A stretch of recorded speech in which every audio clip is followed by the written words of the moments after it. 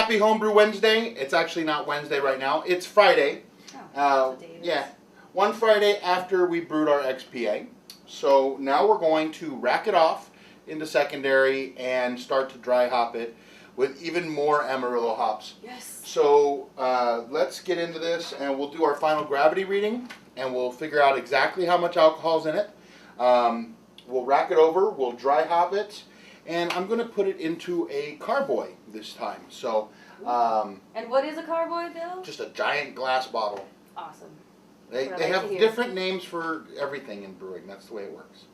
So, anyway, so we're going to get started on that. So that will be our Homebrew Wednesday for this time. And and by the time, probably later on in this episode, we're going to be bottling this. So we'll have, because this is Friday right now, so we'll rack it over, let it sit in secondary for probably the weekend, maybe until Monday or Tuesday. And then Monday or Tuesday, just in time to shoot more video, we will bottle it and then get the carbonation process starting. Yeah. So this will be racking, dry hopping, and bottling all in one awesome Homebrew Wednesday of our Amarillo XPA. So let's get started. Okay, so we just popped the top off the fermenting vessel, our bucket here. You can see the remains of the krausen, where the krausen died back down and went back into the beer. It smells really good. It smells very, very beery. So it looks a little dark right there. So I'm going to actually rack this off into this nice clean carboy here, and hopefully get a better idea of the color when we get ready to dry hop it. So that is the IPA. As you can see, it's kind of a light color. Still a little murky. It still needs to go through crash out a little bit more. This racking will help clear it. Okay, so that's how much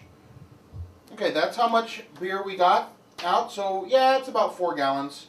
Not quite 5. But we're gonna dry hop it with Amarillo hops.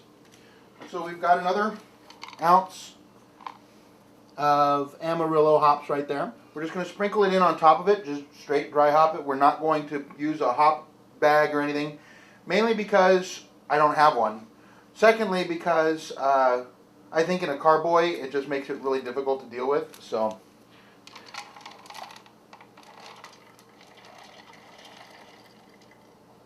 there we go. We just added that in there. So we have our airlock with our sanitized water. And now it's dry hopping, and back in the brew closet it's going to go. Okay, now it's time to take a gravity reading here. So we got our hydrometer.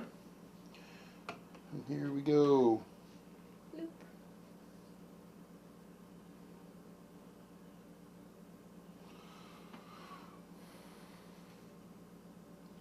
Damn, did that ferment out dry. Look how low that's riding in there. Jeez. 1.002. Now this is at 80 degrees, so I'll have to correct it.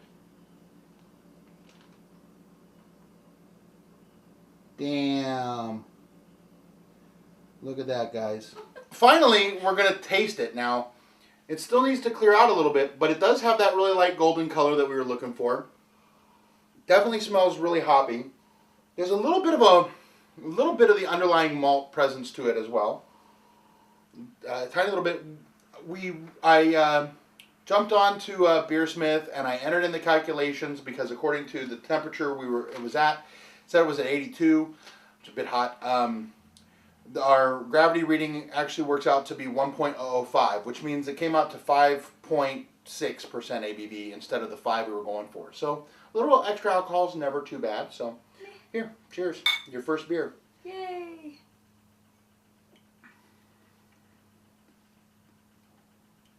Does have a little graininess to it. Still has some of that. I think there's a real prominent hop characteristic. Oh yeah. The hops are citrusy, but there is a bit of dankness. It's not really pungent dankness, but it's nice. I think when this is cold and when this is carbonated, I think this is going to be a fantastic beer. So we're going to try to go for carbonation of we want a slightly high carbonation level to make it just to really emphasize the crispness. And I'm also going to try to do one other thing here before we get done. I'm going to try to wash the yeast. So that should be fun. yeah, so what does that mean? We're going to grab these little yeasty beasties and scrub them off. No, so you get a couple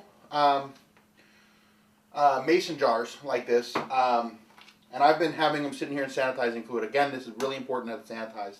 And then basically, we just got done fermenting a batch of 5 gallons using California ale yeast, so we've got this really nice, healthy, vibrant yeast. We did a low ABV beer, so we didn't stress it out too much. So this should be really good, viable yeast. I could go back to the homebrew store and spend another $5 to buy another vial of yeast, but why? Ain't nobody got time for that. Exactly, or the money. So I'm going to take this sanitizer off here. And from our bucket, we got this. You're not going to see it on there. Looks scary. Down there at the bottom, all that is yeast. All that is good, vibrant yeast. So we left a little bit of beer, so I'm going to just churn that up to get it into this yeast slurry. And then, there we go. That's a good amount of yeast. Still a little bit. We don't care about that foam. That can go over the place. We want the yeast. So we got most of that yeast cake out of there. Get rid of that.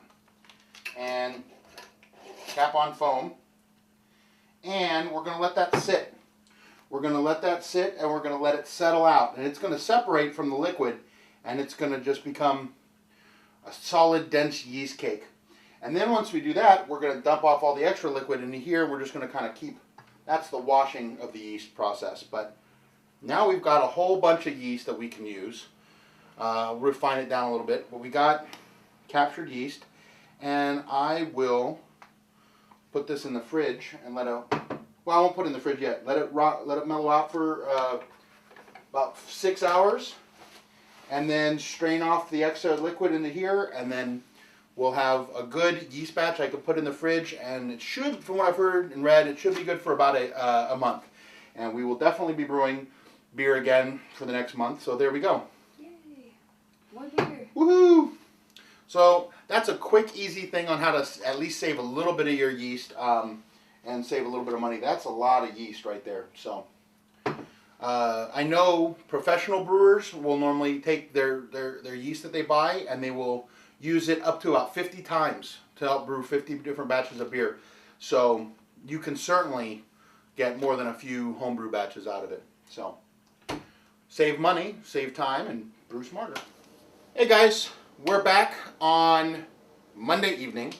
So now it's time to bottle our XPA we've got sitting right here. Yay! So beautiful. So we've dry hopped it now, and we've got our bottles here in the dishwasher going through a sanitize setting. So with heat and steam, it has my dishwasher has a steam sanitize setting, so that's pretty cool. But we're going to add some priming sugar in there so that we can get the yeast back going, and that's going to, we're going to use. The counter is wet. Oh, I'm sorry. We just wiped off the counter with Clorox stuff. With my arm. Woohoo! So we're going to use 4 ounces. Got it measured out here. 4 ounces of corn sugar. This is a special type of really fine sugar. It's just refined corn syrup, really, and it's very sweet, and it has virtually no flavor whatsoever. And sugar or yeast love it, and so they just take off with it really fast. So yeah, so it's perfect for carbonating. It does violate the Reinhardt-Gebot, but we're not worried about that. That's the German beer pure. You could also do it with this, which is dry malt extract, but you would have to use significantly more of it than you would the corn sugar. And the other thing about that is it takes more time. It's going to take longer to carbonate. And since we want to take this to a bottle share on Friday, Ain't nobody got time for that. That's right. So we're gonna use corn sugar. So here we go. First, what we're gonna do with the corn sugar is we're going to dissolve it in 1.5 cups of water, and we're gonna bring that up to a boil. Make sure the sugar's really incorporated. And while we do that, we're gonna rack this into a bottling bucket. So we'll get started on that. Okay, so we got the bottling bucket under there, and we're gonna start the process of racking this over. So,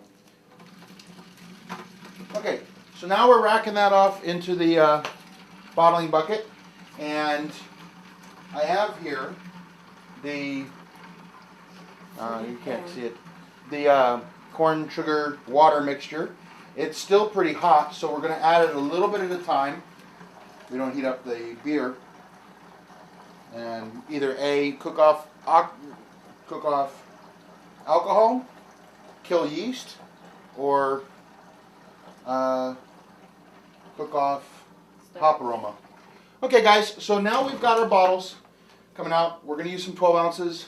We're going to bottle it, hold it up. You don't want the outside to touch it, even though we've sanitized the outside of this spigot. We'll turn it on somewhat slowly, and you want to go real slow up the neck, so because it's going to foam a bit, and if it foams over, that's one thing, but like that. But you're losing beer when that happens, and we don't want that. An important thing is headspace. If you're doing a competition, you're going to get judged. I don't know if you can see that from there.